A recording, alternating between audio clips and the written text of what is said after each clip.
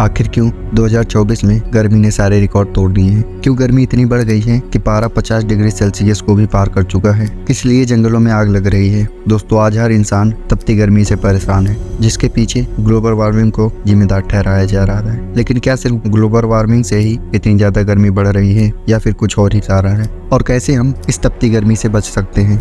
क्योंकि अगर इसी तरह गर्मी बढ़ती रही तो वो दिन दूर नहीं जब पृथ्वी आग का गोला बन जाएगा। हम ये सब क्यों कह रहे हैं? आज की इस वीडियो में हम सब कुछ बताएंगे और इसके लिए आपको मेरी वीडियो अंत तक देखना पड़ेगा। और वीडियो शुरू करने से पहले एक छोटी सी रिक्वेस्ट है, वीडियो के नीचे रेड कलर का सब्सक्राइब बटन दिख रहा होगा, उस पर क्लिक करें और सब्सक्राइब कर लें और बेल आइकन भी दबा लें। चलिए शुरू करते हैं।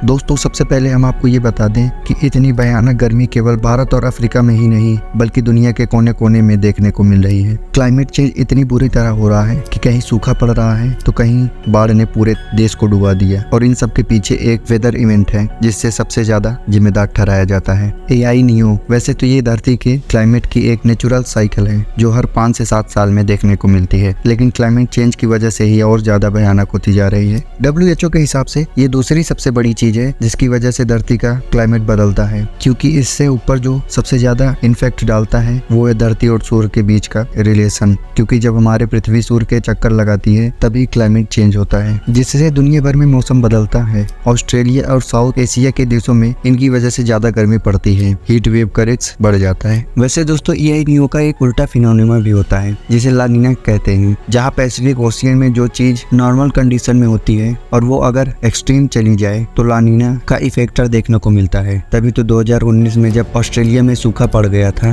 तो 2021 में ऑस्ट्रेलिया के अंदर ला नीना के कारण बारिश हुई और आधा ऑस्ट्रेलिया डूब गया और काफी ज्यादा गर्मी पड़ी। और वैज्ञानिक का सीधे तौर पर कहना है कि इंसानों द्वारा क्लाइमेट चेंज की वजह से ही ये सारी चीजें इतने एक्सट्रीम लेवल पर हो रही है। ह्यूमिडिटी इतनी बढ़ गई है कि टेम्परेचर 33 डिग्री होता है लेकिन 45 डिग्री महसूस होता है। इसके अलावा दोस्तों, एक और इफेक्ट है जिसकी वजह से लोकल लेवल पर हीट का टेम्परेचर कहीं ज्यादा बढ़ जाता है। एक शहर के अंदर अलग अलग एरिया में कुछ जगहें बहुत ज्यादा गर्मी होती है तो कुछ जगहें ठंडी होती है, क्योंकि यहाँ ज्यादा पेड़ लगे होते हैं और जहाँ ज्यादा पेड़ लगे होते हैं वहाँ का टेम्परेचर ज्यादा तौर पर नॉर्मल होता है। जबकि जहाँ पर कांच और कंक्रीट की ऊंची ऊंची इमारतें हैं वहाँ टेम्परेचर बहुत ज्यादा बढ़ जाता है और इस जगह को अर्बन हीट आइलैंड कहा जाता है। क्योंकि अगर देखा जाए तो ऊंची ऊंची इमारतें बना देने से डेवलपमेंट नहीं होता, बल्कि डेवलपमेंट उन जगहों में होता है जहाँ लोग खुली हवा में सांस ले पाए, जिन जगहों पर लोग रहना पसंद करें। और अगर किसी शहर में ह्यूमिडिटी ज्यादा है तो लोग पहले से ही वहां से दूर भागने की कोशिश करेंगे। ऐसे में सवाल ये खड़ा होता है कि इसका क्या सोल्यूशन है?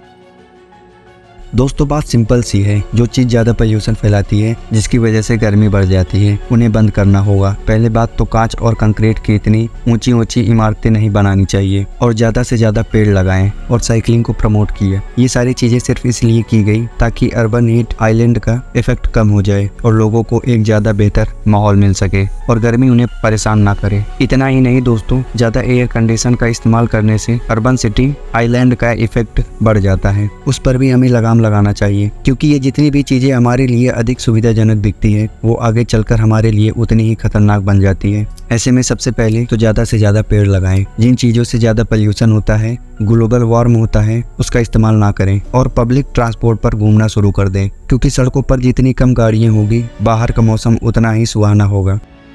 बाकी आपका इस पर क्या कहना है हमें कमेंट करके जरूर बताएं और वीडियो को लाइक करना ना भूलें। चैनल पर नया है तो चैनल को सब्सक्राइब करें। धन्यवाद।